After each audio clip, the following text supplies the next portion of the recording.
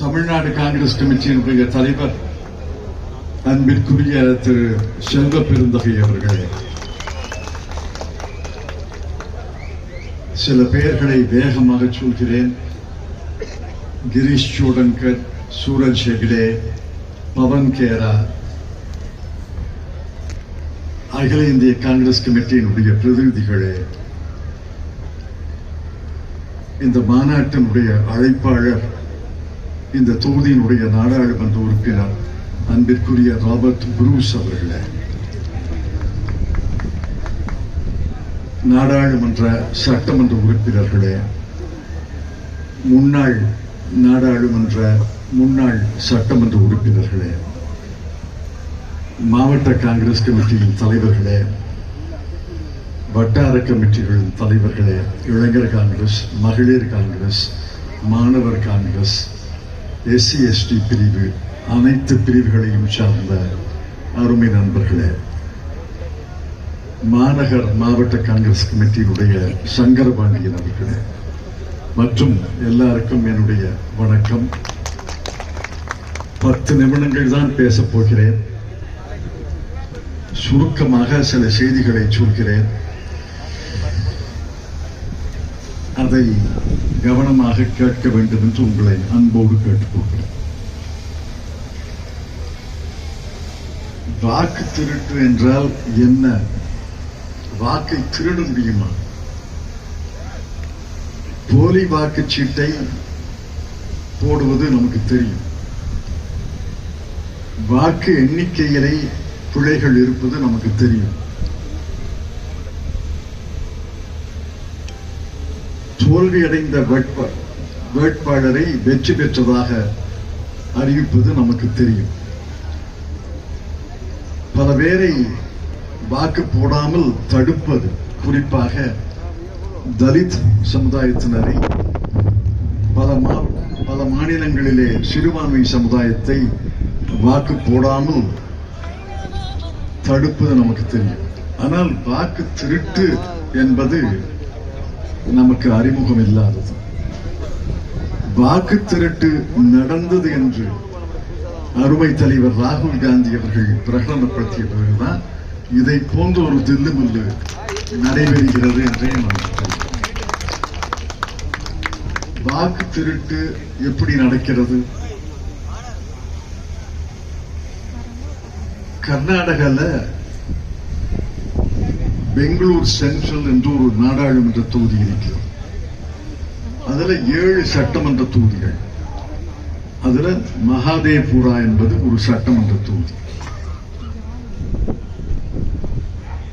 கடந்த நாடாளுமன்ற தேர்தலில் காங்கிரஸ் கட்சியின் வேட்பாளர், பாரதிய ஜனதா கட்சியின் வேட்பாளர் நின்றார்கள். மற்ற வேட்பாளர்கள் இருந்தார்கள். கடந்த நாடாளுமன்ற தேர்தலில் 3 தொகுதிகளிலே, சட்டமன்ற தொகுதிகளிலே பாரதிய ஜனதா கட்சியினுடைய வேட்பாளர் முன்னணியிலே இருந்தார். 3 தொகுதிகளிலே காங்கிரஸ் கட்சியினுடைய வேட்பாளர் அருமை நண்பர் மன்சூர் கான் அவர்கள் முன்னணியிலே இருந்தார்கள். இந்த அந்த மூணையும் நிகர கூட்டி கழித்து பார்த்து நிகர முன்னணி என்றால் நம்முடைய வேட்பாளர், காங்கிரஸ் கட்சியுடைய வேட்பாளர் மன்சூர் கான் அவர்கள் 88,000 வாக்குகள் முன்னணியிலே இருந்தார். 88,000 வாக்குகள் 6 சட்டமன்ற தொகுதியில். ஒரு மகாதேவ்புரால மட்டுமே, ஒரு சட்டமன்ற தொகுதியில மட்டும் பாரதிய ஜனதா கட்சியின் வேட்பாளர் 120,000 வாக்குகள் முன்னணியில் இருந்ததாக தேர்தல் அதிகாரி அறிவித்தார். ஆக 88,000 முன்னணி என்பது 32,000 தோல்வியாக முடிந்தது. அது எப்படி ஒரு தொகுதியில, ஒரு சட்டமன்ற தொகுதியில 120,000 வாக்குகள் முன்னணியில ஒருத்தர் இருக்க முடியும்? அதைத்தான் ஆராய்ந்த பிறகு திரு ராகுல் காந்தி அவர்கள் ஒரு பேட்டி அளித்தார். அது எல்லா தொலைக்காட்சிகளும் கட்டாயமாக ஒளிபரப்ப வேண்டிய அவசியம் இருந்தது. மறுநாள் பத்திரிகையில செய்தி வந்தது. அதற்கு பிறகு இருட்டடிப்பு. ஒரு நாள் செய்தி, ஒரு நாள் பத்திரிகை செய்திகள், அதற்கு பிறகு இருட்டடி. அதுல என்ன கண்டுபிடிச்சு சொன்னார்? பல பேருக்கு பேரு XYARTV. அது பேரா? இந்த டைப் படிக்கும் போது, கம்ப்யூட்டர்ல டைப் படிக்கும் போது தவறாக பிழையாக வந்துருமே, அந்த மாதிரி பேர். எப்படியா அந்த மாதிரி பேர் இருக்க முடியும்? பல பேருக்கு முகவரி என்னவென்றால் கதவு இலக்கு எண் 0, 320, 450, 873 வீட்டு எண் இருக்கும். ஆனா பல பேருக்கு வீட்டு எண் 0. 0ன்னு ஒரு நகராட்சியோ பேரூராட்சியோ ஒரு கிராம கமிட்டியோ கதவு இலக்கு வைக்குமா? இதைவிட வேடிக்கை என்னவென்றால், ஒரு இடத்துல ஒரு அறையில 120 பேரு அங்க வாக்குரிமை பெற்று இருக்கிறார்கள். ஒரு தெருக்கு பேரு பீர் ஸ்ட்ரீட். அது என்ன பீர்னு எனக்கு தெரியாது, பீரான்னு தெரியாது. அதுல ஒரு கதவு இலக்குல ஒரு அறையில 120 பேரு வாக்காளர்களாக இருக்கிறாங்க.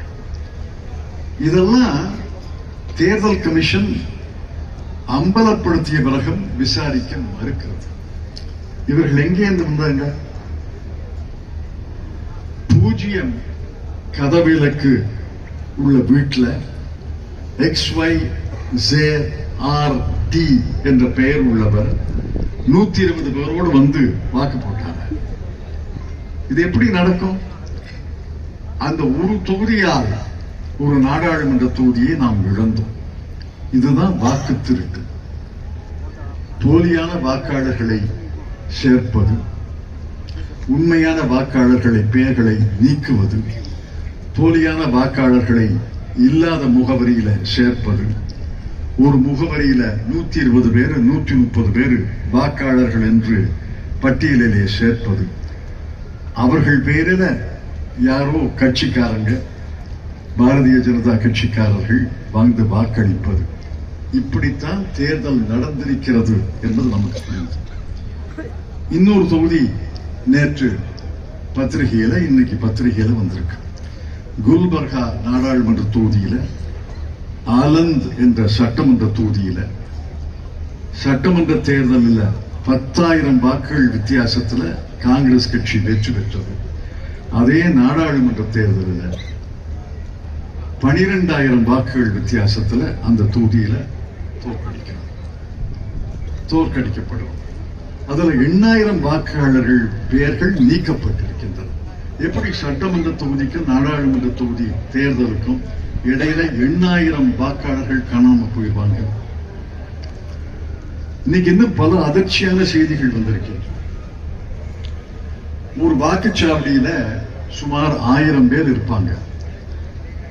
அதிகபட்சம் 1200 பேர் இருப்பாங்க. நம்ம ஊர்ல எல்லாம் 800, 900, அதிகபட்சம் 1000, 1500 தான், 1100 தான். பீகார்ல உதாரணமாக பல தொகுதிகளை சொல்லி இருக்கிறார். ஒரு தொகுதி 58 பேர் இறந்ததாக அங்க நீக்கி இருக்காங்க. 58 பேர் இறந்திருந்தாங்கன்னா மூத்தவர்கள் தானே இறந்திருக்கணும். இளைஞர்கள் இறக்கலாம், நான் இல்லைன்னு சொல்லல. ஆனால் 58 பேர் இறந்ததுல 50 பேர் இளைஞர்கள், 8 பேர் தான் மூத்தவர்கள். இயற்கையில மூத்தவர்கள் இறப்பார்கள், இளையவர்கள் வாழ்வார்கள். 58 பேர்ல 40 பேர் முதியவர்கள், 10 பேர் இளைஞர்கள்னா ஏத்துக்கலாம். 58 பேர் இறந்ததாக நீக்கப்பட்டிருக்கிறார்கள். அதுல 50 பேர் இளையவர்கள். செயின்ட் தெரசா வாக்குச்சாவடியில 70 பேர் இறந்திருக்கிறார்கள், 59 பேர் இளைஞர்கள். மதராசா பிஷான்பூர் என்ற வாக்குச்சாவடியில 61 பேர் இறந்திருக்கிறார்கள், 48 பேர் இளைஞர்கள். இது எப்படி நடக்கும்? இது இயற்கைக்கு நேர் விரோதமானது. மூத்தவர்கள் இறப்பது, இளையவர்கள் வாழ்வது இயற்கை. ஆனா இந்த தொகுதியில மட்டும், இந்த வாக்குச்சாவடிகளில மட்டும் இளையவர்கள் இறக்கிறார்கள், மூத்தவர்கள் இறக்கிறார். சரி, இன்னொரு உதாரணம். பல பேரை நீக்கி இருக்காங்க. கோபால்கஞ்ச் என்ற ஒரு வாக்குச்சாவடியில 641 பேரை நீக்கி இருக்காங்க. ஒரு தொகுதியில், ஒரு வாக்குச்சாவடியில் 1100 வாக்காளர்கள் இருக்கிற இடத்துல 641 பேரை நீக்கி இருக்காங்க. அது எப்படி 640 பேரை நீக்க முடியும்? 10, 15, 20, 25 நீக்கினா புரியும். 641 பேரை நீக்கி இருக்கிறாங்க. அதுல 591 பேர் குடிபெயர்ந்துட்டாங்களா? எங்க போனாங்க? குடிபெயர்ந்துட்டாங்களா? ஒரு வாக்குச்சாவடியில 600 பேரா குடிபெயர்வாங்க? இன்னொன்னு, அங்கன்வாடி கேந்திரா என்ற வாக்குச்சாவடியில 677 பேரை நீக்கி இருக்காங்க. அந்த ஊர்ல, அந்த வாக்குச்சாவடியில 627 பேரை நீக்கி இருக்காங்க. அந்த 627 பேரும் குடிபெயர்ந்துட்டாங்க. அது எப்படி 627 பேரும் குடியே வர முடியும்? அந்த ஊரே காலி பண்ணிட்டு போயிட்டாங்களா? எப்படி நடக்கும் இதெல்லாம்?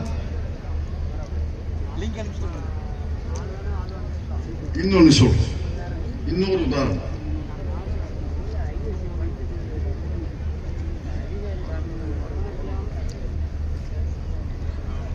ஆப்சென்ட், அதாவது அவர்கள் பேர் வாக்காளர் பட்டியலில் இருக்கு, ஆனா நீக்கிறதுக்கு முன்னாடி அதை விசாரிச்சாங்களா? விசாரிச்சா அந்த முகவரியில இல்லையா அப்படின்னு ஒரு கதை பீகார் தேர்தல் கமிஷன் சொல்கிறது. அதுல கமலா ராய் மகா வித்யாலயா என்ற வாக்குச்சாவடியில 457 பேர் வீட்டுல இல்லையா? அது எப்படி ஒரு வாக்குச்சாவடியில 457 பேர் வீட்டுல இல்லாம இருக்கலாம்? 10 பேர் இருந்தா, 15 பேர் இருந்தா எனக்கு புரியுது. 457 பேர். மத்திய வித்யாலயா வாக்குச்சாவடியில 351 பேர் ஆப்சென்ட் போட்டு நீக்கியிருக்காங்க. சமுதாய பவன் ஹாஜிபூர் என்ற வாக்குச்சாவடியில 539 பேரு இல்லையா? 530 பேர் ஊரே காலி பண்ணி போயிடுச்சா? இதெல்லாம் தில்லுமுல்லு என்பதுல யாருக்கும் சந்தேகம் கிடையாது. புள்ளியியல் என்பது ஒரு விஞ்ஞானம், ஒரு அறிவியல். புள்ளியியல் படி, புள்ளியியல் நிபுணர்கள் இதெல்லாம் நடக்கவே நடக்காது, இயற்கைக்கு விரோதமானது. இந்த இயற்கைக்கு விரோதமான காணாம போயிட்டாங்க, குடிபெயர்ந்துட்டாங்க, மறைந்து போய்விட்டார்கள், இறந்து விட்டார்கள் என்பது சொல்லுது தில்லு முள்ளு என்று பல புள்ளியியல் அறிஞர்கள் சொல்லியிருக்கிறாங்க. இதுதான் வாக்கு திருட்டு. இந்த வாக்கு திருட்டு இன்று பீகார்ல நடந்திருக்கு, கர்நாடகத்தில் நடந்திருக்கு, மகாராஷ்டிராலையும் நடந்திருக்கு என்று ராகுல் காந்தி சுட்டிக்காட்டுகிறார். அதற்கான ஆதாரங்களை எல்லாம் வெளியிடப் போவதாக சொல்லியிருக்கிறார். இந்த வாக்கு திருட்டு மற்ற மாநிலங்களில் நடக்கவே நடக்காதுன்னு நினைக்காதீங்க. தமிழ்நாட்டில் நடக்கலாம். நடக்கக்கூடிய சதி பின்னக்கூடிய பாரதிய ஜனதா கட்சி இருக்கிறது. ஆனால் எனக்கு பரிபூர்ண நம்பிக்கை இருக்கிறது. அதைத்தான் பவன் கேரடம் சொல்லிக் கொண்டிருந்தேன். தமிழ்நாட்டில் நடக்க விடமாட்டோம், நடக்காது. அதே போல கேரளாவிலையும் நடக்காது. கேரளாவிலையும் நடக்காது. காரணம் சொல்ல, கேரளால 2 அணிகள் வலிமையான அணிகள். நம்ம அணிதான் வலிமையான அணி, மாற்றான அணி வலிமை இல்லாத அணி என்று எப்பொழுதுமே பார்க்கக்கூடாது. அங்க இடதுசாரி முன்னணி, ஐக்கிய ஒற்றுமை முன்னணி, இரண்டும் வலிமையான அணிகள். அதே போல தமிழ்நாட்டில் திராவிட முன்னேற்ற கழகத்தின் தலைமையில் இருக்கிற அணி வலிமையான அணி. அதே நேரத்தில் அதிமுக அணியை நான் குறைத்து பேசுகிறேன். வினைவலியும் தன் வலியும் மாற்றான் வலியும் துணை வலியும் தூக்கிச் செயல் என்பது திருக்குறள். இந்த இரண்டு அணிகள் இருந்தால் வாக்கு திருட்டு நடக்காது.